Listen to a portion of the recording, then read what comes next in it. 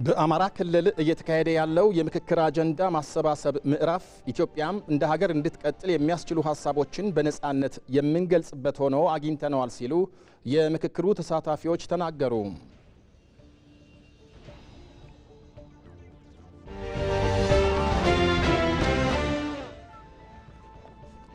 ለመንግስት አገልግሎትና አስተዳደር ማሻሻያ ትግበራ ስኬታማነት ሁሉም በትኩረት ሊሰራ እንደሚገባ ምክትል ጠቅላይ ሚኒስትር ተመስገን ጥሩነህ አስገነዘቡ። የመንግስት አገልግሎትና አስተዳደር ሪፎርም አይቀሬ ነው የሚለው መሰመር አለበት። አይቀሬ ከሚባሉ ሪፎርሞች ውስጥ አንዱ ነው እና በጣም ወሳኝ ሪፎርም ነው፣ መተግበር ያለበት ነው። ከዚህ በፊትም ብዙ ሪፎርሞች የፈጸመ የለውጥ መንግስት ነው። ይሄ ሪፎርም መሳካት አለበት።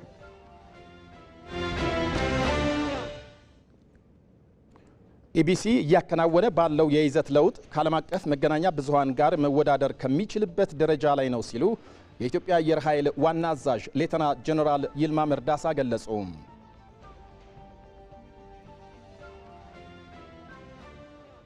ከቅርብ ጊዜ ወዲህ በጣም በርካታ የይዘት ለውጦች አሉት። በኢቢሲ ላይ የምናየው በጣም በተሻለ አቀራረብ ዜናዎቹ ሲቀርቡ ጥራታቸው፣ ተደራሽነታቸው የትም ሄደህ ታገኛለህ። ሞባይል ላይ ታገኛለህ፣ ቤት ቴሌቪዥን ላይ ታገኛለህ፣ ሬዲዮ ላይ ታገኛለህ፣ ኤፍኤም ላይ ታገኛለህ።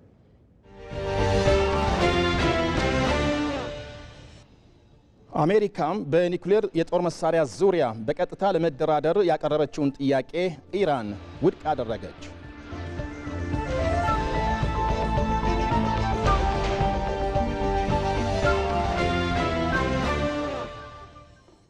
ጤና ይስጥልኝ፣ እንደምናመሻችሁ። የሁለት ሰዓቱ ዜና ዝርዝር አሁን ጀመረ። አብራችሁ እንድትቆዩ ጋብዛለሁ። በላይ በቀለ ነኝ። ለመንግስት አገልግሎትና አስተዳደር ማሻሻያ ትግበራ ስኬታማነት ሁሉም በትኩረት ሊሰራ እንደሚገባ ምክትል ጠቅላይ ሚኒስትር ተመስገን ጥሩነህ አስገነዘቡ። የማሻሻያው ትግበራ መሳካት በሀገር ደረጃ ለተጀመረው የተቋማት ግንባታ እውን መሆን ትልቅ ሚና እንደሚኖረው ገልጸዋል። ለዝርዝሩ ጌታቸው ባልቻ።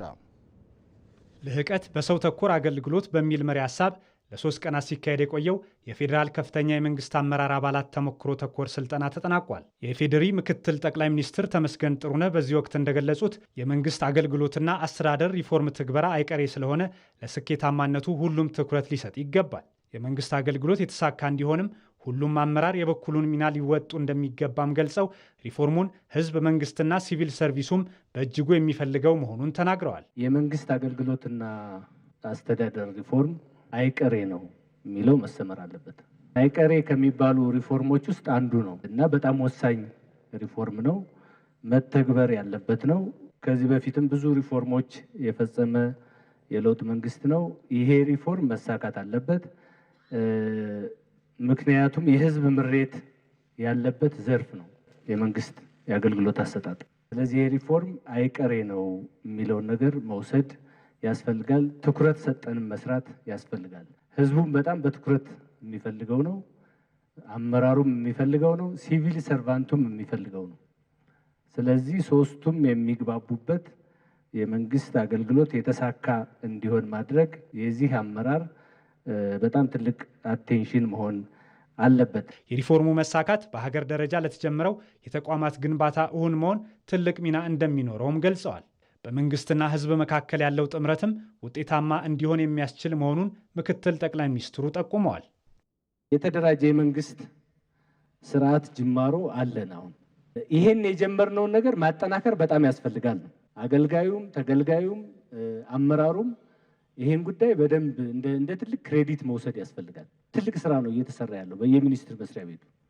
ይሄን ደግሞ አናቦ አሁን ከጀመርነው ስፒድ እንዴት እንፍጠን ነው ስለ ሲቪል ሰርቪስ ሪፎርም ስናወራና ከሌሎች አካባቢዎች ጋር ያለንን በጣም ትልቅ ነገርና እየጀመርን ያለውን ነገር በሲስተም ደግፈን መሄድ ያስፈልጋል። የሪፎርሙ መሳካት ለተቋማት ግንባታ ትልቅ መሰረት የሚሆን ነው ያሉት ምክትል ጠቅላይ ሚኒስትሩ ተቋማት ለህዝቡ የሚሰጡትን አገልግሎት እንዲጨምሩ የሚያደርግ መሆኑንም ተናግረዋል። በተጨማሪም ለህዝቡ ፈጣን፣ ተደራሽ፣ አስተማማኝና ጥራት ያለው አገልግሎት ለመስጠት የሪፎርሙ ትግበራ ወሳኝ መሆኑንም አንስተዋል። ይህን ሪፎርም ማሳካት አለብን የምንለው ካሳካን አንደኛው የተቋም ግንባታ ስራችንን እያጠናከርን እንሄዳለን።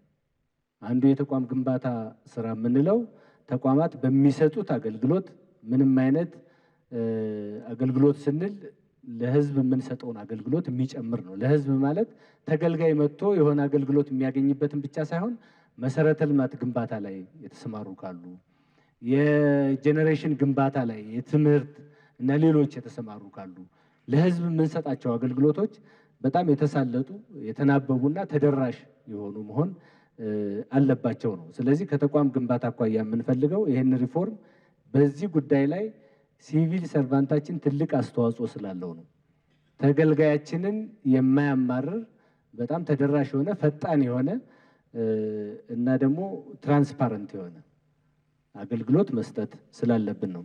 የመንግስት አገልግሎትና አስተዳደር ሪፎርምን በመተግበር የማይናወጥ ሲቪል ሰርቪስ መገንባት እንደሚገባ ጠቁመው የሪፎርሙን አተገባበር በተመለከተም ተመሳሳይ አቋምና አቅጣጫ መከተል ተገቢነቱን ገልጸዋል። የለውጡ መንግስት እስካሁን በርካታ የሪፎርም ተግባራትን ማከናወን መቻሉን ያነሱት ምክትል ጠቅላይ ሚኒስትር ተመስገን ጥሩነህ አሁንም ይህንን ሪፎርም ውጤታማ ለማድረግ በቁርጠኝነት እንደሚሰራ ጠቁመዋል። ወደ ኋላ የማይመለስ ስራ መስራት አለብን። ዝግጅታችሁን ካሟላችሁ ወደዚያ የምትገቡበትን ማዕቀፍ ክፍት አድርገን እንጠብቃለን ለማለት ነው። ከዚያ ውጭ ይሄ ስራ አይቀሬ ነው ብለን ከተነሳን ከኛ አቅም በጣም ታች ያለ ስራ ነው። መስራት እንችላለን።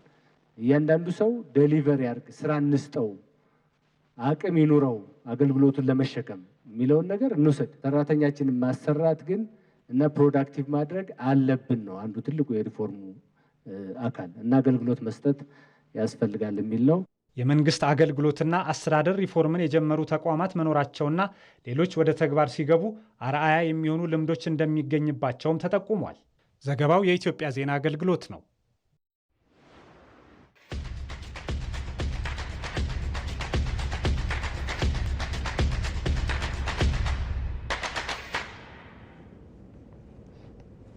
በአማራ ክልል እየተካሄደ ያለው የምክክር አጀንዳ ማሰባሰብ ምዕራፍ ኢትዮጵያም እንደ ሀገር እንድትቀጥል የሚያስችሉ ሀሳቦችን በነፃነት የምንገልጽበት ሆነው አግኝተነዋል ሲሉ የምክክሩ ተሳታፊዎች ገለጹ። ትላንት በይፋ የጀመረው የአማራ ክልል የአጀንዳ ማሰባሰብ ምዕራፍ ዛሬም ቀጥሎ ውሏል። በዛሬው ውሎ የተለያዩ የማህበረሰብ ክፍሎችን የወከሉ ተሳታፊዎች በአጀንዳዎቻቸው ላይ ተወያይተዋል። ከተሳታፊዎች ጋር ቆይታ ያደረገው ሳሙኤል ወርቃየሁ ተከታዩን ዘገባ ልኮልናል።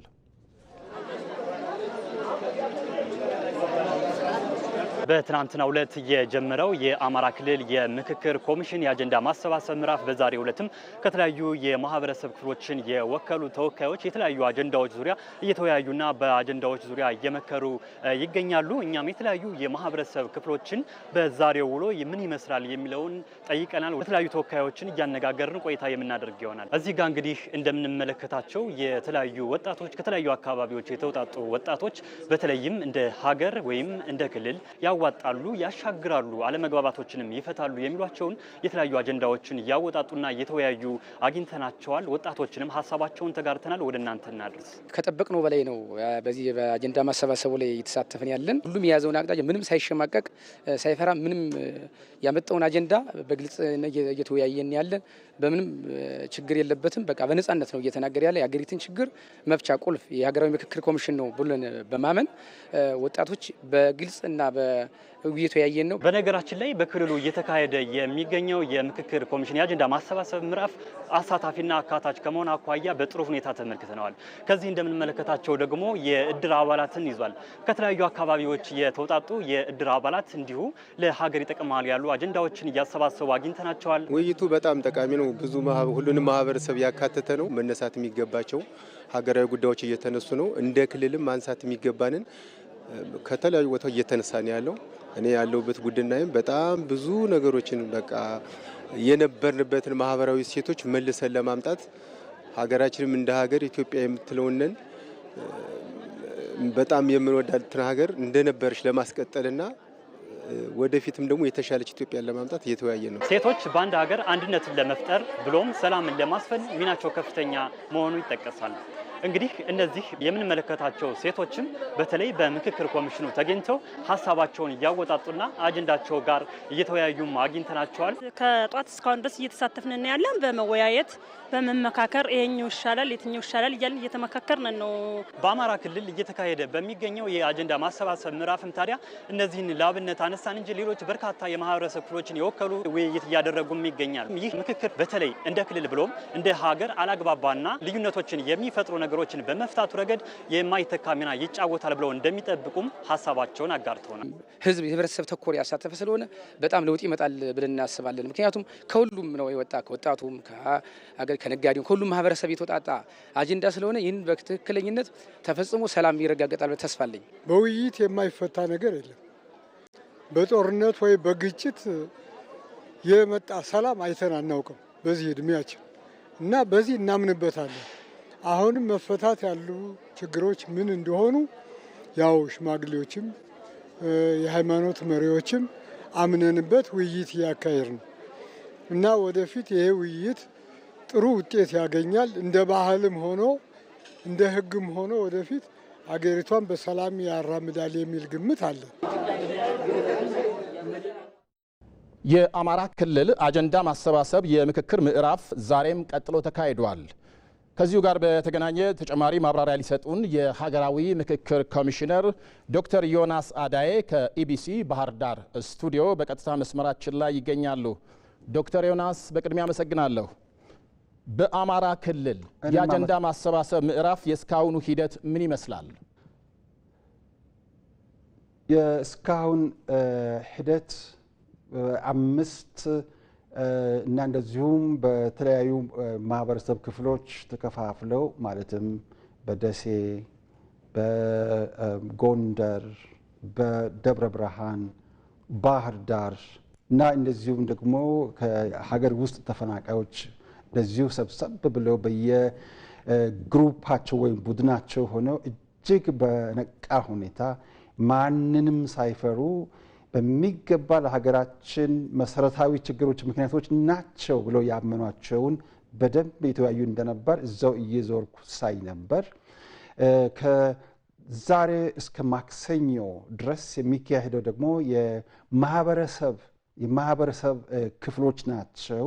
የሚጨርሱትም ማክሰኞ ዕለት ነው። ከሮብ ጀምሮ ደግሞ የሚገቡት ሌሎች ስቴክ ሆልደርስ ወይም ባለድርሻ አካላት የሚባሉት ናቸው።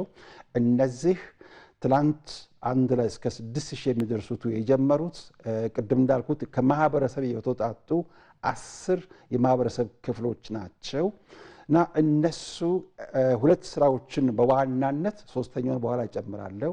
የመጀመሪያው ቅድም እንዳልነው በሀገራችን ላሉ ግጭቶች መሰረታዊ ምክንያቶች ምን እንደሆኑ እነዚያን በዝርዝር ያስረዳሉ። እንደ አካባቢው ተጨባጭ ሁኔታ የእነዚያን በዝርዝር ለኛ ይሰጡናል። ሁለተኛው ስራቸው ደግሞ በኢትዮጵያ ሀገራዊ ምክክር ኮንፈረንስ ወይም ጉባኤ በሚካሄደው አጠቃላይ ሀገራዊ ምክክር ላይ የሚገኙ የአማራን ክልል በሚገባ ወክለው በላይ በጣም ታስታውሳለህ፣ በ1983ቱ የአማራው ክልል አልተወከለም የሚባል ትልቅ ከዚህም ስሞታዎች ስላሉ ይሄንን በማስወገድ አካታች መሆኑን ለማሳየት የሚችሉ ታላላቅ ሰዎችን ከዚህ መርጠው ያስረክባሉ። ሶስተኛውና ዋናው መሰረታዊ ብለን የምናምነው ደግሞ በመሰረታዊ እርከን ደረጃ የሚያደርጉትን የዲሞክራሲ ልምምድ መደማመጥን፣ መነጋገርን፣ መከባበርን ተግባራዊ ያደርጋሉ። እነዚህ 3ቱን ነገሮችን ነው የሚያደርጉት። ቅድም እንዳልኩት እስከ ማክሰኞ ይህ ስራ ይከናወናል። ከዚያ በኋላ ደግሞ ከነሱ ውስጥ የተመረጡት እና ደግሞ ከየክልሉ ተመርጦ የሚመጡ በተለይ ባለድርሻ አካላት ከየዞኖቹ ከየክላስተሮቹ ተመርጦ የሚመጡ ባለድርሻ አካላት ማለትም የሃይማኖት መሪዎች፣ የፖለቲካ ፓርቲዎች፣ ሲቪክ ማህበራት፣ ምሁራን፣ ተጽዕኖ ፈጣሪዎች እነዚህ ደግሞ አንድ ላይ ይመጣሉ። እስከ ቅዳሜ ድረስ ተሰባስበው መጨረሻም ሁሉም አጀንዳቸውን ሰጥተው በዚሁ ሁኔታ እና ከዚያ ቅድም እንዳልነው በሀገር አቀፍ ደረጃ አማራ ክልልን የሚወክሉ ወኪሎቻቸውን መርጠው በዚያው አይነት ይጠናቀቃል። እስካሁን ድረስ ያለው ሂደት እጅግ የሚያበረታታ እጅግ ተስፋ የሚሰጥ ህዝባችን ለሰላም ያለውን ቁርጠኝነት ያሳይበት ሂደት ነበረ። መልካም። አሁን በቀጣይስ የሚከናወኑ መርሃ ግብሮች ምንድን ናቸው? በጣም ጥሩ። በቀጣይ የሚከናወኑት ቀደም ሲል ነካ እንዳደረግኩኝ እነዚህ እስከ ማክሰኞ እዚህ የሚቆዩ ማህበረሰብ ክፍሎች እነዚህ ሶስቱን ስራዎቻቸውን ከሰሩ በኋላ ተወካዮቻቸውን ማስመረጥ ነው የሚሆነው። እነሱን ካስመረጥን በዚህ በአማራ ክልል ያለውን ለማጠቃለል ቅድም እንዳልነው የመጨረሻውን አጀንዳ ይሰጣሉ፣ ተወካዮችን ያስመርጣሉ።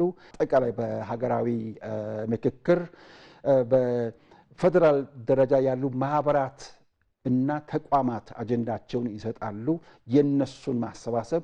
ከዚያ ደግሞ በትውልደ ኢትዮጵያውያን በውጭ የሚገኙ በተለምዶ ዳያስፖራ ተብለው ከሚጠሩ ወገኖቻችን ደግሞ የአጀንዳ ማሰባሰብና እንደዚሁም ደግሞ የተወካዮች ምርጫ ይከናወናል።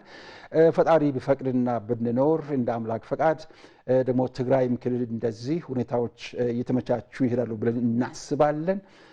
ከዚያም በተመሳሳይ ሌሎቹ ጋር ያደረግነውን እናደርጋለን። በላይ ለግልጽነት እዚህ የምናከናውነው 13ኛው ሁለቱን ከተማ አስተዳደሮችን ጨምሮ 13ኛው ክልል ነው።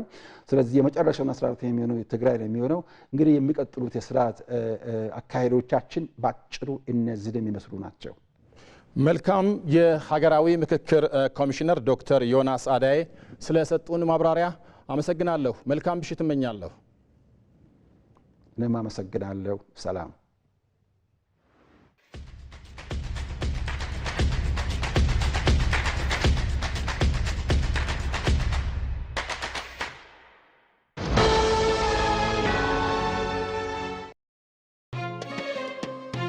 ኢማን አላብሱን ስለሄደው ወር ቀልባችን ታርቀን በእምነት እንድንበረታ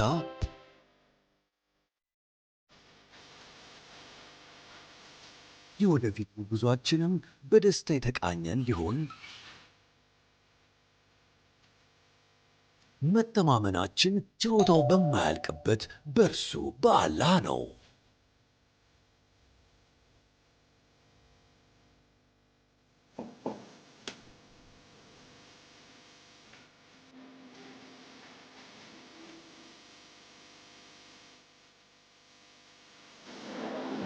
እንኳን ለ1446ኛው የኢድ አልፈጥር በዓል በሰላም አደረሳችሁ። ከውጭ ሀገራት በኢትዮ ዳይሬክት እና ካሽኮ የሞባይል መተግበሪያዎች እንዲሁም በውጭ ሐዋላ አስተላላፊ ድርጅቶች በኩል ገንዘብ ሲላክሉ በዕለቱ የምንዛሬ ዋጋ ላይ የ12 ብር ተጨማሪ ጉርሻ የሚያገኙ መሆኑን በአክብሮት እንገልጻለን። ኢድ ሙባረክ። ሲቢ ኑር የተሟላ ከወለድ ነፃ የባንክ አገልግሎት። የኢትዮጵያ ንግድ ባንክ ሁሌም የሚተማመኑበት ባንክ። ሰባተኛው ዙር የፌዴራል ፍርድ ቤቶች ጉባኤ ተካሄደ። በቢሾፍቱ በተካሄደው ጉባኤ የፌዴራል ፍርድ ቤቶች ፕሬዝዳንቶችና ምክትል ፕሬዝዳንቶችን ጨምሮ በየደረጃው ያሉ አካላት ተሳታፊ ሆነዋል። የፌዴራል ጠቅላይ ፍርድ ቤት ፕሬዝዳንት አቶ ቴዎድሮስ ምህረት ባደረጉት ንግግር ጉባኤው በፍትህ አስተዳደር ረገድ በሚያጋጥሙ ችግሮች ላይ ተወያይቶ መፍትሄ እንደሚሰጥና የዳኝነት ስራን ለማቀላጠፍ በሚረዱ ተግባራት ዙሪያ እንደሚነጋገር ገልጸዋል። በጉባኤው የተለያዩ ጥናታዊ ጽሑፎች ቀርበው ውይይት መካሄዱን ሪፖርተራችን አባዲ ወይናይ ዘግቧል።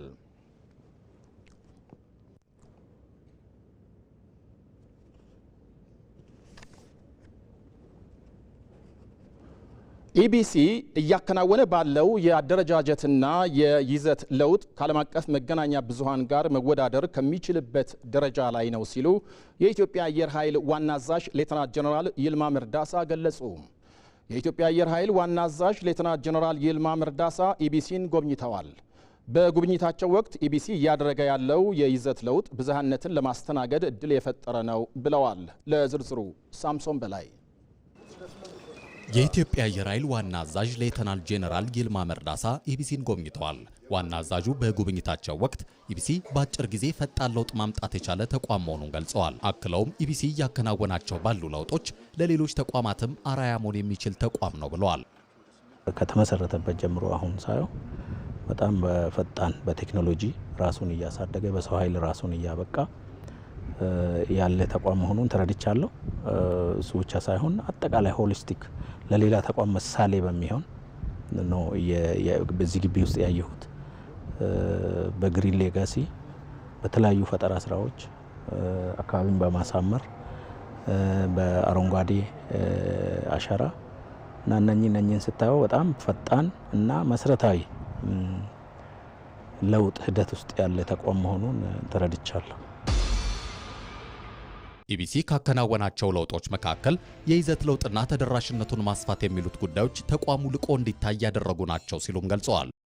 ከቅርብ ጊዜ ወዲህ በጣም በርካታ የይዘት ለውጦች አሉት። በኢቢሲ ላይ የምናየው በጣም በተሻለ አቀራረብ ዜናዎቹ ሲቀርቡ ጥራታቸው፣ ተደራሽነታቸው የትም ሄደህ ታገኛለህ። ሞባይል ላይ ታገኛለህ፣ ቤት ቴሌቪዥን ላይ ታገኛለህ፣ ሬዲዮ ላይ ታገኛለህ፣ ኤፍኤም ላይ ታገኛለህ እና በሀገሪቷ ውስጥ እየተካሄዱ ያሉ ነገሮች በተለያየ እንትን አያጣውም ማለት ነው እና በጥሩ እድገት ላይ ያለው ከተደራሽነትም ከጥራትም በጥሩ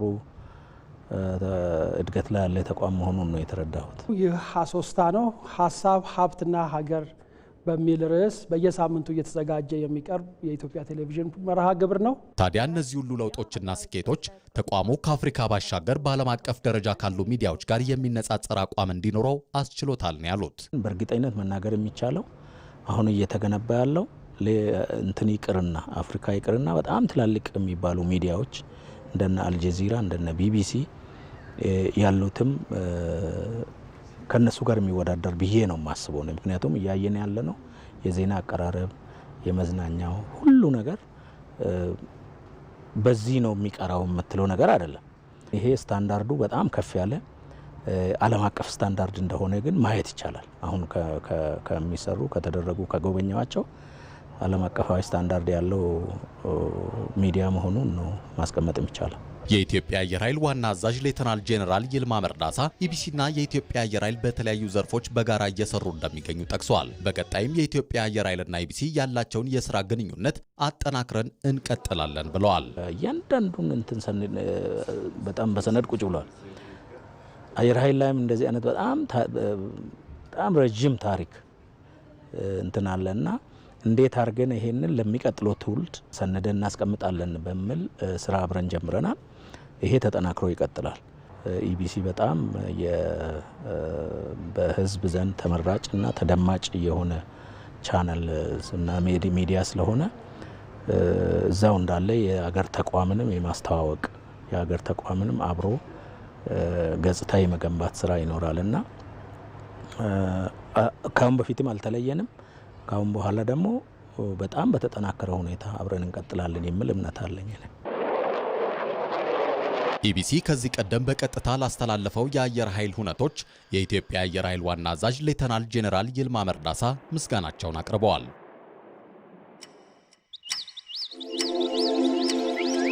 በነገው የአዲስ ቀን የዜና መሰናዶ የአገር ጉዳይ ቴክኖሎጂን በመጠቀም በአገር ውስጥ ሆኖ ለውጭ ሀገራት ተቋማት የመስራት እድልን ስለሰጠው የርቀት ስራ ወይንም ሪሞት ጆብስ በስፋት እናነሳለን። ለመነሳት ያስፈልገኝ የነበረው አንድ ላፕቶፕ፣ ጥሩ ሀሳብ እንዲሁም የኢንተርኔት ኮኔክሽን ነበር። ዓለም በቴክኖሎጂ እድገት ውስጥ በሆነችበት በዚህ ዘመን ከቴክኖሎጂው ዓለም ጋር መቀላቀል ግድ ይላል። ለዚያም ነው ኢትዮጵያ ዘርፉ በአገሪቱ ኢኮኖሚ ላይ የራሱን ድርሻ እንዲያበረክት ከምጣኔ ሀብት እድገት ምሰሶዎች ውስጥ ያካተተችው። ባለፉት ጊዜያት የሥራ ዕድልን በመፍጠር ረገድ ቴክኖሎጂው ምን እያበረከተ ነው? በተለይ በርቀት ሥራ ዘርፉ እየተፈጠረ ያለው የሥራ ዕድል የቀጣይ ተስፋዎቹስ ምንድናቸው ሲል የሀገር ጉዳይ ማብራሪያ ያሰጣል። ለዚህ አጋዥ የሚሆኑ የ5 ሚሊዮን ኮደሮች ኢኒሼቲቭ እና ተያያዥ የቴክኖሎጂ ማበልጸግና መጠቀም ክህሎቶችን ማሳደግ ላይ ምን እየተሰራ ነው ስንልም በአዲስ ቀን የሀገር ጉዳይ እንጠይቃለን። አዲስ ቀን የዜና መሰናዶ ይህንን የሀገር ጉዳይ ጨምሮ ሌሎች ጥንቅሮችን ይዞ ነገ ጧት ከ1 ሰዓት እስከ 3 ሰዓት ከነጻነት ፍቅሩና ከሀብታሙ ተክለ ስላሴ ጋር ይጠብቃችኋል። አዲስ ቀን የሀገራቸውን ክብርና ሉዓላዊነት የሚያስጠብቁ የሰራዊት አባላት እያፈራ መሆኑን በሀገር መከላከያ ሚኒስቴር የትምህርት ስልጠና መምሪያ አስታወቀ። በመምሪያው የጦር ላይ ከፍተኛ ባለሌላ ማዕረግተኛ ማሰልጠኛ ትምህርት ቤት ሰልጣኞቹን አስመርቋል። የማሰልጠኛ አዛዥ ብርጋዴር ጄኔራል ጡምሲዶ ፊታሞ ምሩቃኑ ተገቢውን ወታደራዊ ክህሎት እየጨበጡ ናቸው ብለዋል።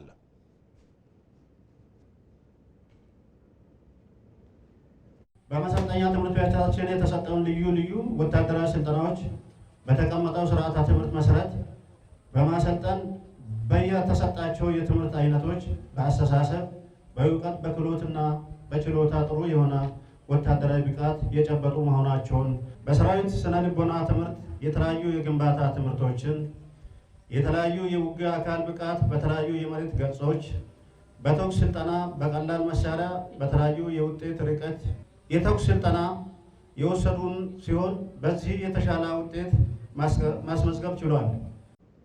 የሰው ኃይል ልማት ላይ በልዩ ትኩረት እየተሰራ ነው ያሉት ደግሞ የስልጠና መምሪያ አዛዥ ሌተና ጀነራል ይመር መኮንን በበኩላቸው የሰራዊቱ አቅም ከመቼውም ጊዜ በላይ ማደጉን ገልጸዋል። ተቋማችን በሰው ኃይል የማባዛትና ግዳጅ አፈጻጸም አቅሙን በማጎልበት ረገድ የማይተካ ሚናውን እየተጫወተ ይገኛል። በኢትዮጵያ ወታደራዊ አካዳሚ በአዋሽ 40 የመካናይዝድ ማሰልጠኛ ትምህርት ቤት፣ በብር ሸለቆ መሰረታዊ ወታደር ማሰልጠኛ ትምህርት ቤት፣ በጦላይ ማሰልጠኛ ትምህርት ቤት እንዲሁም በሌሎች የውጊያ ድጋፍና የውጊያ አገልግሎት ድጋፍ ስልጠና ተቋሞች በርካታ የሰለጠነ አመራርና ወታደር በተከታታይ አስመርቀን በማውጣት የሰራዊታችንን ዝግጁነት ወደ ላቀ ደረጃ አሸጋግረናል። ቀጣይም ይህ ኃይል የመፍጠርና የማብቃት ተልዕኳችንን በሁሉም የስልጠና ተቋሞቻችን ተጠናክሮ ይቀጥላል። በስልጠና ቆይታቸው የላቀ ውጤት ላመጡና አርአያ ለሆኑ ምሩቃንም ሽልማት እንደተበረከተላቸው ሪፖርተራችን ሰይፉ ገብረ ጻድቅ ዘግቧል። እነዚሁ የጦላይ ማሰልጠኛ ምሩቃን የተጣለባቸውን ሀገራዊ ኃላፊነት ለመወጣት ዝግጁ መሆናቸውን ገልጸዋል። በሀገር መከላከያ ሚኒስቴር የትምህርት ስልጠና መምሪያ የጦላይ ማሰልጠኛ ትምህርት ቤት ያሰለጠናቸውን ምልምል ወታደሮችና መጋቢ 50 አለቆችን አስመርቋል። ሰይፉ ገብረ ጻድቅ የተመራቂዎቹን አስተያየት አሰባስቧል።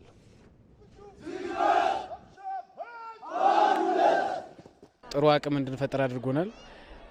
በአካል ብቃት በተለያዩ ስልጠናዎች መያዝ ያለብንን ከአንድ ወታደር የሚጠበቁ መያዝ ያለብንን ስልጠናዎችን በሙሉ አጠናቀን ነው ለዛሬ ቀን በቅተናል። ስልጠናው ጥሩና ያው ከባድ ቢሆንም በእነዛ ፈተናዎች ውስጥ አልፈን ለዛሬ ቀን የበቃንበት እጅግ ጥሩ የሆነ ስልጠና ነበር። ከስነ ልቦና ግንባታ ጀምሮ እስከ አካል ብቃት ጥሩ የሆነ እንቅስቃሴ ነው የሰጡን። እኛም በዛ በደንብ ተጠቅመናል። ወደፊትም ማንኛውም ግዳጅ ላይ ውጤታማ የሆነ ስራ እንሰራለን ብለን እናስባለን። ሰላምን በማጽናትም ሆነ በልማት መስክ በመሳተፍ ከመንግስት ጋር በትብብር እንደሚሰራ ብሔራዊ የኢትዮጵያ ሰራዊት ማህበር አስታወቀ። ማህበሩ ከዚህ ቀደም ይጠራበት የነበረውን ስም በመቀየር በአዲስ አደረጃጀት ስራ መጀመሩ ተገልጧል። ለዝርዝሩ ምንተስኖት ይልማ። የቀድሞ የኢትዮጵያ ሰራዊት የድጋፍና ልማት ማህበር ሀገር አቀፍ ጉባኤውን አካሂዷል። በጉባኤው ከዚህ ቀደም ሲጠራበት የነበረውን ስያሜ ወደ ብሔራዊ የኢትዮጵያ ሰራዊት በመቀየር በአዲስ አደረጃጀት ሰላምን በማጽናትም ሆነ በልማት ዘርፍ በመሳተፍ የአባላቱን ተጠቃሚነት ለማረጋገጥ እንደሚሰራ አስታውቋል። የቀድሞ ሰራዊት ስትል የትኛው? የንጉሱ ነው? የደርግ ነው? የኢህአዴግ ነው? አሁንም እኮ እያገለገሉ የሚወጡ ወንድሞች አሉ። የነሱ ነው? የትኛው ካታጎሪ ነው? ስለዚህ ትንሽ ለአሰራርም ለአስተዳደርም ለህግም እንቅፋት የሆነ መስሎ ስለታየንና በዚህም ደግሞ ሙሉ ግንዛቤ ስለወሰድን የሚገባን መዋልካችን የኢትዮጵያ ሰራዊት በመሆኑ ብሔራዊ የኢትዮጵያ ሰራዊት ማህበር ተብሎ እዚህ ስም ላይ እንዲያርፍ ይሄንን አመራሩም በየክልል ያሉ ወንድሞቻችንንም በዚህ ስም እንድንጠራ ስሙን ሰየምን።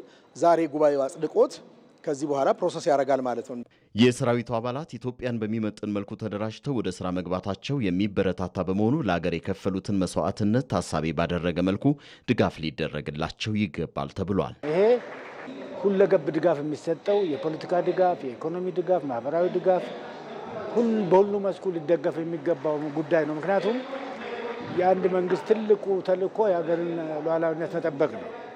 የወታደር ደግሞ ትልቁ ተልእኮ እሱ እስከሆነ ድረስ እዚህ ላይ ይሄንን መርዳት ይሄን መደገፍ ተገቢ ነው፣ ቀጣይ ነው የሚሆነው ማለት ነው። በየትኛውም ዘመን የነበሩ የሰራዊቱ አባላትን የሚያሰባስብ ብሔራዊ ማህበር በመመስረቱ ደስተኛ መሆናቸውን የጉባኤው ተሳታፊዎች ተናግረዋል። እኔ የተሰማኝ አንድ ነገር አለ። ሰራዊት ማለት መከላከያ ሰራዊታችንም አጥንቱን እየከሰከሰ ደሙን እያፈሰሰ ዛሬ በሱ እንድንኖርና ኢትዮጵያ ሰላም እንድትሆን ዛሬ ከምንም አይነት ነፃ ሆኖ እሱ ኢትዮጵያና ኢትዮጵያን ብቻ በሚል ነገር ላይ ዛሬ የምታየው ሰላም የመጣው በመከላከያው ሰራዊት ነው የሚል ነገር አለኝ እኔ እና ለነሱ ትልቅ ክብር አለኝ እኔ ትልቅ ክብር አለ። አይዞ ወንድሜ አይዞ በርታ ነው። በመርሃ ግብሩ ላይ ከፍተኛ የመንግስት የስራ ኃላፊዎች፣ ከተለያየ የማህበረሰብ ክፍሎች የተውጣጡ ተወካዮች፣ ጥሪ የተደረገላቸው እንግዶችና የማህበሩ አባላት ተሳታፊዎች ነበሩ።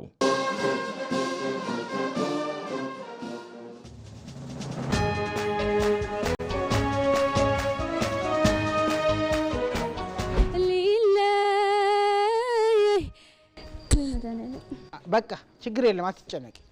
እሺ አንዴ መጨረሻ ይቅርታ።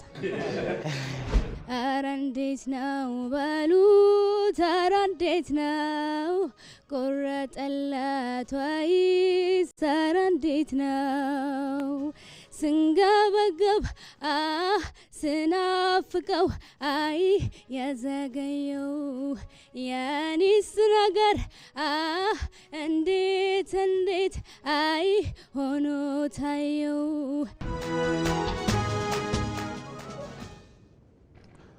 የኢትዮጵያ ታምርት ንቅናቄ የሀገር በቀል አነስተኛና መካከለኛ ኢንዱስትሪዎችን የማምረት አቅም ማሳደጉ ይነገራል። ንቅናቄው ወደ ውጭ የሚላኩ ምርቶችን በጥራትና በብዛት ለማምረት እንዲሁም የግብርናና ማዕድን ሀብቶች ላይ እሴት ጨምሮ ለገበያ ለማቅረብ አዲስ ምዕራፍ መክፈቱ ተገልጿል። ለዝርዝሩ መቅደስ እንዳለ። መንግስት የኢንዱስትሪ ዘርፍ ችግሮችን ለማቃለል እየተገበራቸው ከሚገኙ የመፍትሄ እርምጃዎች መካከል የኢትዮጵያ ታምርት ሀገራዊ ንቅናቄ ተጠቃሽ ነው። ንቅናቄው ተግባራዊ ከሆነ ጀምሮ የአምራች ኢንዱስትሪውን ችግሮች በመፍታት ተወዳዳሪነታቸው እንዲያድግ ትልቅ አስተዋጽኦ ማበርከቱን በተለያየ ዘርፍ የተሰማሩ የአምራች ኢንዱስትሪ ባለቤቶች ገልጸውልናል። 4 ማሽን የነበረው ከኢትዮጵያ ታምርት በኋላ ነው። እሱም አዋርድ ታየ። እዛም ደግሞ የተጋበዝኩት ታየ። ከዛ ልማት ባንኮች መጥተው እሱን ባሳየሁት ነው 80 ማሽን እች ልጅ ብትሰራ ውጤታማ ትሆናለች፣ ውጤትም እናይባታለን ብለው ይህን ሁሉ እድገት የምታየው ከዛ በኋላ ነው። ኢትዮጵያ ታምርት ንቅናቄ ለኛ ኤክስፖርት የማድረግ ብቻ ሳይሆን በአገር ውስጥ የውጭ ምንዛሬ ጄኔሬት ማድረግ መፍጠርም የምንችልበትን ኦፖርቹኒቲ ፈጥሮልናል። እነ ዩሮፒያን ዩኒየን፣ አፍሪካ ዩኒየን፣ ዩኤን ውስጥ ከ10 በላይ ተቋማት አሉ። እነዚህ ተቋማት ቀጥታ በውጭ ምንዛሬ ምርቶቻችንን የሚገዙበት ኦፖርቹኒቲ ሁሉ ተፈጥሮልናል። በተለይ ከውጭ ምንዛሬ ጋራ የኛ ድርጅት የሚያመርተው ምርት ማርማራት እንደመሆኑ መጠን ብዙ በአብዛኛው የልጆች ምግብ እንደመሆኑ መጠን ፓኬጂንግ ላይ በጣም እንጠነቀቃለን። አካባቢን ማይበክል ለጤናም ጥሩ የሆነ ጠርሙስ ፓኬጂንግ ነው የምንጠቀመውና ያንን በምንጠቀምበት ጊዜ እኛ ሀገር በአጋጣሚ ይህ ጠርሙስ ስለማይመረት ከውጭ ነው የምናመጣው። ስለዚህ አንዱ በጣም ትልቅ ፈተና የሚሆንብን እሱን ማስመጣት ነውና ብዙ ጊዜ ያው ኢንዱስትሪ ስለሚበረታታ ምንም ባይሆንም ተጨምቆም ቢሆን ለማግኘት እድሎችን ይሰጠናል። የአምራች ኢንዱስትሪ ልማት ኢንስቲትዩት ንቅናቄው ከተጀመረ ጊዜ አንስቶ እስካሁን ከ625 በላይ ኢንዱስትሪዎች ወደ ስራ መመለሳቸውና ማምረት ከሚገባቸው በታች የሚያመርቱ ኢንዱስትሪዎች ተጨባጭ ለውጥ ማምጣታቸውን ይገልጻል። 625 የሚጠጉ ኢንዱስትሪዎች የአምራች ዘርፎች ወደ ተግባር እንዲመለሱ ነው የተደረገው። ከተመለሱም በኋላ ደግሞ ቀጣይነት ያለው ድጋፍ ስለሚያስፈልጋቸው ንቅናቄ ወይም ኢኒሼቲቭ ሁሉንም ሴክተር ሁሉንም ሚኒስቴር ተቋማትን ባካተተ መልኩ ስትሪንግ ኮሚቴ እንዲደራጅ ነው የተደረገው። የስትሪንግ ኮሚቴ በክቡር ጠቅላይ ሚኒስትር ዶክተር አብይ አህመድ በቅርበት ኮች የሚደረግ የካውንስል እንዲደራጅ ነው የተደረገው። የሀገር ውስጥ አምራቾች እንዲበረታቱ የህብረተሰቡን ግንዛቤ ማሻሻል ቀጣይ በትኩረት እንደሚሰራበት ተቋሙ ተናግሯል። በሚቀጥሉት 5 ዓመታት ደግሞ ባለቤት ሆኑ ማህበረሰቡ በሀገር ውስጥ እንዲኮራ ኢትዮጵያ ታምርት እኛም ሸምት የሚል መሪ ይዘን በኢትዮጵያ ምርት የሚጠቀም ማህበረሰብ የከተማ ነዋሪ፣ የገጠር ነዋሪ በራሳችን ይሄ የሉዓላዊነቱም ጉዳይ ነው። በተለይ በሀገር ውስጥ ምርትን የመጠቀም ጉዳይ የሉዓላዊነት ጉዳይ ነው። ከውጭ የሚገባው ምርት ወሳኝ በሆኑ የተለያዩ ነገሮችን ማስገባት አለብኝ። እኛ ማምረት የምንችለው ለምን እናስገባለን የሚል ኢሜጅና ዓላማ የተፈጠረበት ወቅት ነው ማለት ነው። የኢትዮጵያ ታምርት ሀገራዊ ንቅናቄ የሀገር በቀል አነስተኛና መካከለኛ ኢንዱስትሪዎችን የማምረት አቅም ማሳደጉ ይነገርለታል። በአዲስ አበባ የሚኖሩ የትግራይ ክልል ተወላጆች በክልሉ ወቅታዊ ጉዳይ ላይ ተወያዩ። የትግራይ ተወላጆች አስተባባሪ ኮሚቴ በክልሉ ዘላቂ ሰላም ለማምጣት በችግሮችና የመፍትሄ ሀሳቦች ላይ ከክልሉ ተወላጆች ጋር ውይይት ማካሄዱን ገልጿል። የኮሚቴው ኃላፊ ሌተናንት ጀነራል ዮሐንስ ገብረ መስቀል መድረኩ በትግራይ ክልል ለሚታዩ ማህበራዊ፣ ፖለቲካዊና ኢኮኖሚያዊ ችግሮች መፍትሄ ለማፈላለግ ያግዛል ብለዋል። በመድረኩ የተሳተፉ የክልሉ ተወላጆች በበኩላቸው በትግራይ ከፍተኛ ውድመት ያስከተለው ያለፈው አይነት ጦርነት ተመልሶ እንዳይመጣ ጠንክሮ መስራት እንደሚያስፈልግ ገልጸዋል። መስከረም ቸርነት አነጋግራቸዋለች። ይህ የሲቪክ ማህበራት ተቋቁሞ ህዝቡ ከገባበት ችግር ለማንሳትና ያለውን ነገር አይተን ለይተን ለመንግስት ለማቅረብ በጣም ወሳኝ ሆኖ ስለተገኘ ነው ይሄ ሲቪክ ማህበር የተቋቋመው። ለአንድ አካባቢ ትልቅ አስተዋጽኦ አለው። ምክንያቱም ድምፁን የሚያሰማበት ነው። ድምፅ ሲያሰማ ምንድነው? በሲቪል በተለይ ለህዝቡ ምርጫህን ምንድን ነው? ሰላም ነው የሚሻለህ ወይስ ያልሆነ መንገድ ተከትለህ በግራ ጎን መሄድ የትኛው ነው የሚሻለህ ብለህ ህዝቡን የምታሰማበት ነው። ይሄ ሲቪክ አሶሲዬሽን ወይ ደግሞ ሲቪክ ማህበረሰብ አሁን መንገድ ላይ የተቋቋመበት ያለው ኮንዲሽን ያለው በአዲስ አበባ ያው እና ይሄ ለህዝቡ ብቻ ሳይሆን ለመንግስትም በፕሪቶሪያው አካባቢ ያሉትን ጉዳዮች እንዲፈታ ጥያቄ አቅርቦ የሚያስፈታበት መንገድ ነው ሲቋቋም። መንግስት መስራት ያልቻለውን ሲቪክ ማህበራት መስራት ስላለባቸው ማገዝም ስላለባቸው መንግስት ብቻው አገር መቅናት አይችልም። ስለዚህ ዜጎች ማናችን ሁላችን አገርን የማቅናት አገርን የማስቀጠል የሁላችን ኃላፊነትና ሲቪክ ማህበራትም የትም ቦታ ሄዶ እንትን የተሰጣቸው ኃላፊነት ማውጣት እንዲወጥ ዘንድ የመንግስት አስተዋጽኦም ግዴታ አለበት። አስተዋጽኦም እነዚህ ሌሎችም አካላትም ይገባናል የሚሉ ጉዳዮችን ማስራት ይችላል እና ሲቪክ ማህበራት ሞስሊ በክራይሲስ ጊዜ በሰላም ጊዜ በሁለቱ ላይ በግጭት ጊዜ ሰላም እንዲመጣም አስተዋጽኦ አላቸው። ሲቪክ ማህበረሰብ ህብረተሰቡን በማንቃት ከሌላ አካባቢ ኢንቴግሬሽን በመፍጠር ከሌሎች ክልሎች እዚህ ያለ የትግራይ ተወላጅ ይሁን ከሁሉም ክልሎች ያለ ችግርን በሰላም መፍታት በጣም ወሳኝ ተቋም ነው። ሊተገበር ይገባል። የተወሰኑ ሰዎችን ወንበር ላይ ለማቆየት ተብሎ ህዝብ ማለቅ የለበትም። ምክንያቱም አገር መኖር የምችለው የሀገር የምትሆነው ህዝብ ሲኖር ነውና ለህዝቡ ሲባል ጦርነት መቆም አለበት የሚል ሀሳብና እንድምታ አለ። ይሄ ደግሞ ይሄ መወያየት ወይ ደግሞ ይሄ ሲቪክ ማህበር ደግሞ ጦርነቱ እንዲያበቃ ሊያግዝ ይችላል የሚል ሀሳብ አለ።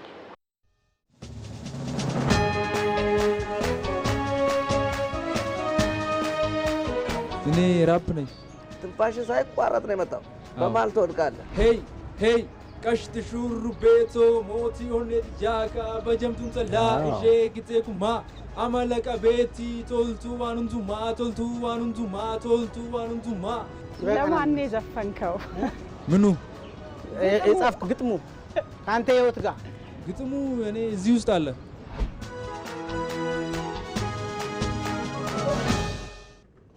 በኢትዮጵያም የትንባሆ አጫሾች ቁጥር ከ4 ሚሊዮን በላይ መድረሱን አንድ ጥናት አመለከተ። ቁጥሩ ቀደም ሲል ከነበረው መሻሻል ቢያሳይም አሁንም የበለጠ መስራት እንደሚያስፈልግ የኢትዮጵያ ምግብና መድኃኒት ባለስልጣን አስታውቋል። ሪፖርተራችን መሐሪ አለሙ ለ18 ዓመታት ትንባሆ ተጠቃሚ የነበረን ወጣት አነጋግሮ ተከታዩን አዘጋጅቷል። በዓለም አቀፍ ደረጃ በየዓመቱ 8 ሚሊዮን የሚሆኑ ዜጎች በትንባሆ ምክንያት ሕይወታቸውን እንደሚያጡ መረጃዎች ያመላክታሉ። በኢትዮጵያም በአሁኑ ሰዓት 4.6 ሚሊዮን የሚሆኑ ዜጎች ትንባሆ እንደሚጠቀሙ በቅርቡ የተደረገው ጥናት ይፋ አድርጓል። ከኢቲቪ ጋር ቆይታ ያደረገው ወጣት ዮናታን ለ18 ዓመታት ያህል ትንባሆ ይጠቀም እንደነበር ይናገራል። ለ22 ዓመታት ያህል በተለያዩ ሱሶች ደባል በሆኑ በነጫት መጠጥም አንድ ላይ ነበር። ግን 18 ዓመት ሲጋራ አጭሻለሁ። 18 ዓመት ቀልድ አይደለም። ልብሴን እስከ መሸጡላ አድርሶ ነበረ። በቃ ደም እስከ መጥፋቱላ ደርሼ ነበር። እኔ ትንባሆ ከሚያደርስበት ኢኮኖሚያዊ ጉዳት ባለፈ በቤተሰብ ውስጥም የስነ ልቦና ጫና ይደርስብኝ ነበር ይላል። ወጪ በጣም ከባድ ነበር። በቃ እና አንዳንድ ጊዜ እንደውም የ3 ወሩላ ተበድሬ ደሞዜን በግምት የምኖር ሰው ሆኜ ነበረ እና በቤተሰብም ዘንድ ደግሞ አንተን ከሞልድ እንደው ምናምን የምትባለው አባባል አለ። በቃ ምክንያቱም ሱሰኛ ሰው ማን ያከብረዋል? ሱሱ ለተለያዩ በሽታዎች የመጋለጥ እድልን ከማፋጠኑ ባለፈ ከቦታ ቦታ እንኳን ሲንቀሳቀስ ያጋጥመው የነበረውን ይገልጻል። የሆነ ሰው ነው በአጋጣሚ ታክሲ ላይ አገኘሁት እና በጣም ተጸይፎኛል። ሸትቸው ተጸየፈኝ። ከዛ አናደደኝ። ብቻ እርግጥ አልኩኝና ወድጄ አይደለም በቃ ካልጠጣው እኔ ከሞት ጋር ነው የምታገለው ብዬ ነገርኩት። ምክንያቱም ካላጨስኩኝ ምን ካልኩ አይኔ አይገለጥም ነበር፣ ያንቀጠቀጠኝ ነበር። በአሁኑ ሰዓት ራሱን እድለኛው ዮናታን በማለት የሚጠራው ወጣቱ የጉድላክ የሱስ ማገገሚያና የስልጠና ማዕከል መስራችና ስራ አስኪያጅ ሆኖ እየሰራ ይገኛል። ማገገሚያ ማዕከል ገብቼ ነው የዳንኩት። ስለዚህ ራእይ ምን ሆነ መዳን በሚችል በሽታ ሰው ለምን ይሞታል ብዬ ያልገቡት እንዳይገቡ ከህፃናት ጀምሮ በየትምህርት ቤቱም እየሄድኩኝ ሼር እያረኩኝ በየሚዲያውም እየቀረብኩ እንደናንተ እንዲድሉን እየሰጣችሁኝ ብዙ ሰው ግንዛቤ እያገኘ ነው። ግን ራእይ ያስፈልጋል። አንድ ሰው ሱስ ሲያቆም የህይወት ግብ ከሌለው ተመልሶ የማገርሸት እንትን አለው። አሁን ግን ይሄው 6 ዓመት ከ7 ወር ሆነኝ ነፃ ሆኜ። አንዳንዴ የሚታቀው ሀገር ይናፍቃል፣ ሊወሳውስ ይችላል። ደግሞ ውስውስም ስል ምን አርገህ ነበር ብዬ ጠይቀዋል። ከትንባሆ ጋር በተገናኘ የሚወጡ ህጎችን ለማስፈጸም እየሰራን ነው የሚሉት ደግሞ የኢትዮጵያ ምግብና መድኃኒት ባለስልጣን ዋና ዳይሬክተር ሄራን ገርባ ናቸው። ሰዎች አሁን ተደብቀው ካልሆነ በስተቀር ፊት ለፊት የማጨስ እንዲሁ ራሱ ሳይኮሎጂካሊ ሰው እየከበደው መጥቷል። ይሄ በጣም ትልቅ ለውጥ ነው። ቅጣትም ተቋማት በተለይ ሬስቶራንቶች እና እነዚህ መዝናኛ ቦታዎች አገልግሎት የሚሰጥባቸው ቦታዎች ላይ ይሄን ህግ ተላልፈው በተገኙ ላይ የተለያዩ እርምጃዎች እየተወሰደ ነው ያለው። ራሱ የትንባሆም ኢንዱስትሪ በእኛም በኩል ደግሞ የተለያዩ ህጉን የሚተላለፉ ስራዎች ሲሰሩ ወደ ክስም የገባንባቸው በወንጀል የማስጠየቅ ስራዎችም እየሰራን ያለ ነው። ስለዚህ ይሄ በአጠቃላይ ህጉን ለማስፈጸም በህግ ማዕቀፍ ማውጣትም ማስተግበርም ተላልፎ የተገኙትንም ከማስቀጣት ከአንጻርና ደግሞ አቅም ግንባታንም ከመስጠት አንጻር እየሰራን ያለናቸው ስራዎች ናቸው። ባለስልጣን መስሪያ ቤቱ ከሰሞኑ የ2024ን የትንባሆ አጠቃቀምና ጥናት ይፋ ያደረገ ሲሆን ይህም በተወሰነ መልኩ መሻሻል ቢያሳይም ቀጣይ የበለጠ መስራት እንደሚያስፈልግም አስታውቋል። የሕክምና አገልግሎት በአካባቢያቸው ማግኘታቸው ወደ አዲስ አበባና ሐዋሳ በመሄድ የሚደርስባቸውን እንግልት እንዳስቀረላቸው የወራቤ አጠቃላይ ስፔሻላይዝድ ሆስፒታል ታካሚዎች ገለጹ። ሆስፒታሉም ዘመናዊ የሕክምና መሳሪያዎችን በማሟላት አገልግሎት እየሰጠ መሆኑን አስታውቋል። ለዝርዝሩ ዋለልኝ ታምር። ወጣት ሰሚራ አህመድ በማዕከላዊ ኢትዮጵያ ክልል ጦራ ከተማ ነዋሪ ናት። በደረሰባት የአካል ጉዳትም መንቀሳቀስ አትችልም ነበር። በቅርቡ ግን በወራቤ ኮምፕሬሄንሲቭ ስፔሻላይዝድ ሆስፒታል ባደረገችው የአጥንት ህክምና መንቀሳቀስ ችላለች። ቀዶ ጥገና ተደርጎልኛል። አጥንት ስፔሻሊስት ነው የገባሁት። እግሬ አይታጠፍም ነበረ። ያው ለሁለተኛ ጊዜ ነው የተሰራሁት። አልሐምዱሊላህ አሁን እየታጠፈልኝ በጥሩ ሁኔታ እየደልኝ ነው። ወራቤ ሆስፒታልም ዶክተሮችን በጣም ማመስገን እፈልጋለሁ። እንደ ሰሚራ ሁሉ ከተለያዩ አካባቢዎች እየመጡ በሆስፒታሉ በሚያገኙት ህክምና መደሰታቸውን የሚገልጹ አሉ። በተለይም ከዚህ በፊት ለህክምና ወደ አዲስ አበባ፣ ሐዋሳና ሌሎችም ተቋማት ሲሄዱ በሆስፒታሉ ህክምናውን በማግኘታቸው ይገጥማቸው የነበረው መንገላታት እንደቀረላቸው ነው የሚናገሩት። ልጄ ታሞብኝ ነው የመጣሁት ወደዚህ ነው። ታሞብኝ በቃ ብዙ ቦታ ሄጃለሁ። ያው ብዙ ቦታ በሄድኩበትም ሁኔታ ሆስፒታል ማስተኝቼዋለሁ። ከሆስፒታል እስከ አዲስ አበባ ጭምር ወስጄዋለሁ። እዚህ ደግሞ የተሻለ ነገር አለ ሲሉኝ ወደዚህ ይዤ መጥቻለሁ እና በመጣሁበት ሁኔታ ላይ ለእኔ በደንብ ምቹ ሆኖ ነው ያየሁት። እንደገና ሆስፒታል ገብቼ ያው አልሐምዱሊላህ ይህን ነገር በደንብ በድንገት ታምሜ ነበር። አልሐምዱሊላህ ያው ኦፕሬሽን ተደርጌ በጣም በደህና ወጥቻለሁ። ሆስፒታልን አመሰግናለሁ እፈልጋለሁ። ከላባ ዞን ነው መጣሁት። ሕክምና በጣም ነው በጣም ደስ ብሎኛል። በጣም ሐኪሞች ሁሉ ተሳታፊዎች ናቸው። በጣም ማታና ቀንና ማታ እኮ ነው እየሮጡ ያሉ። ሆስፒታሉ ለሕክምናው አስፈላጊ የሆኑ የዘመኑ ቴክኖሎጂ መሳሪያዎችንና የሰው ኃይሉን በማሳደግ አገልግሎቱን እያሻሻለ መሆኑን አስታውቋል። በሆስፒታሉ ከሚሰጡ ሕክምናዎች መካከል የኩላሊት እጥበት፣ የኢንዶስኮፒ አገልግሎትና የዳሌ ንቅለ ቅየራ ይገኙበታል። በርካታ ታካሚዎችም ከተለያዩ አካባቢዎች መጥተው አገልግሎቱን እየወሰዱ መሆኑን ነው የሆስፒታሉ ዋና ስራ አስኪያጅ ዶክተር ካሊድ ሸሪፋ የሚናገሩት። የኩላሊት ህመም ያለባቸው ተገልጋዮችን ባለን ማሽን ልክ ለተወሰኑ ሰዎችም አገልግሎት እየሰጠ ይገኛል። የኩላሊት ህክምና ክፍላችን ማለት ነው። ኢንዶስኮፒ አገልግሎትም ይሰጣል የኛ ተቋም። ኢንዶስኮፒ ማለት የጎሮሮ የጨጓራ እና የአንጀት የትልቁ አንጀት ምርመራ ማድረጊያ ነው። በተለይ ካንሰር ካለና ሌሎች በሽታዎችም ካሉ የምንለይበት አንዱ በብዛት ታካሚዎችን ሪፈር የምናደርግበት ዘርፍ ነበር። እሱንም ማሽኖቹን አስገብተን አገልግሎት እየሰጠን እንገኛለን። ይህንንም በማድረጋችን የብዙ ታካሚዎችን እንግልት መቀነስ ተችሏል። ሲአርም የሚባል ማሽን አለን። ያንን ማሽን በማስገባታችን ምክንያት ከአደጋ በኋላ የሚመጡ የዳሌ ስብራት እንደዚህ እንዲሁም ደግሞ የቆየ የዳሌ ህመም ኖሯቸው የዳሌ ንቅለ ቅየራ የሚያስፈልጋቸው ተገልጋዮችን እዚሁ አገልግሎት እንዲያገኙ ማድረግ ተችሏል ማለት ነው። ሆስፒታሉ የሚሰጠውን ሕክምና አጠናክሮ እንዲቀጥልም ድጋፍ ያስፈልገዋል ተብሏል። በተለይ ይሄ በቋሚነት በህይወት እስካሉ ድረስ እጥበት የሚያስፈልጋቸው ተገልጋዮች ከፍተኛ የሆነ ወጪ ነው የሚያወጡት። ያንን መደገፍ የሚቻልበት አገልግሎቱን ከተቻለ በነፃ እንዲያገኙ፣ በነፃ ማግኘት እንኳን ካልቻሉ ኮስቱ ተቀንሶላቸው የሚያገኙበትን መንገድ እኛም እያፈላለግን ያለነው ነገር እንዳለ እንደተጠበቀ ሆኖ ይህን አጋጣሚ ሰምተው ደግሞ መጥቶ ማገዝ የሚፈልጉ ሰዎችም ድርጅቶችም ካሉ ሆስፒታላችን ያው በሩ ክፍት መሆኑን በዚሁ አጋጣሚ ማስተላለፍ እፈልጋለሁ። በአሁኑ ጊዜ የሆስፒታሉ የሪፈር ምጣኔ ከ1 በመቶ በታች መድረሱን ገልጸዋል። በወልቂጤ ከተማ የመሰረተ ልማት ችግሮችን ለመቅረፍ በትኩረት እየሰራ መሆኑን የከተማው አስተዳደር አስታወቀ። ግንባታቸው የተጓተቱ የመንገድና የሌሎች የልማት ፕሮጀክቶች በፍጥነት ወደ ስራ እንዲገቡ መደረጋቸው ተገልጧል። ለዝርዝሩ አስማረ ብርሃኑ። የጉራጌ ዞን ዋና ከተማ የሆነችው ወልቂጤ የዕድሜ ባለጸጋ ብትሆንም በመሰረተ ልማት መሟላትና በኢንቨስትመንት መስፋፋት ላይ በዕድሜዋ ልክ አልተጓዘችም የነዋሪዎቹ አስተያየት ነው። አሁን ላይ በጅምር ቀርቶ የነበሩ ፕሮጀክቶችን ማስቀጠል ላይና መሰረተ ልማቶችን ማሟላት ላይ ጥሩ እንቅስቃሴ ቢኖርም ገና ብዙ ስራ ይቀራልን ብለዋል ነዋሪዎቹ። ተጀምሮ የተተዉ ፕሮጀክቶች ነበሩ፣ ወደ ስራ እየገቡበት ያለ ሁኔታ አለ። ሌላው በርካታ ጊዜ መንገድ በተለይ መንገድ መሰረተ ልማት ላይ ያው እንደምታዩት ከተማችን አንድ አስፋልት ናት። በጣም የመንገድ ጥበት አላት። በየአካባቢ የተጀመሩ የአስፋልት መንገዶች ነበሩ።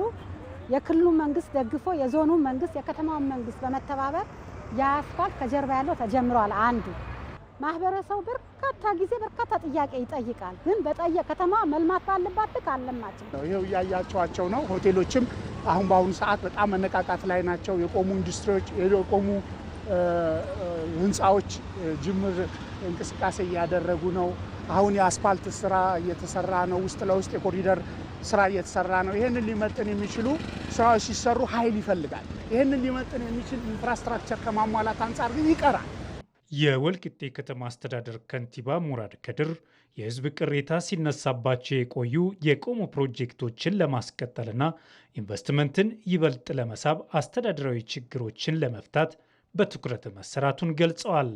ቆመው የነበሩ ትልልቅ ለከተማዋ ኢኮኖሚ ለሀገር ኢኮኖሚ ሊፈይዱ የሚችሉ ፕሮጀክቶችን አሁን ላይ አክቲቭ እንዲሆኑ የደረገበት ሂደት ነው ያለው። ትልቁም ትኩረታችን የነበረው አዲስ መስጠት ሳይሆን የተሰጣቸውን ፈጥነው አልምተው አገልግሎት እንዲሰጡ የማድረግ ጉዳይ ነበር እና በዛ ሂደት ላይ ጥሩ የሚባል ስራ የሰራንበት ሂደት አለ።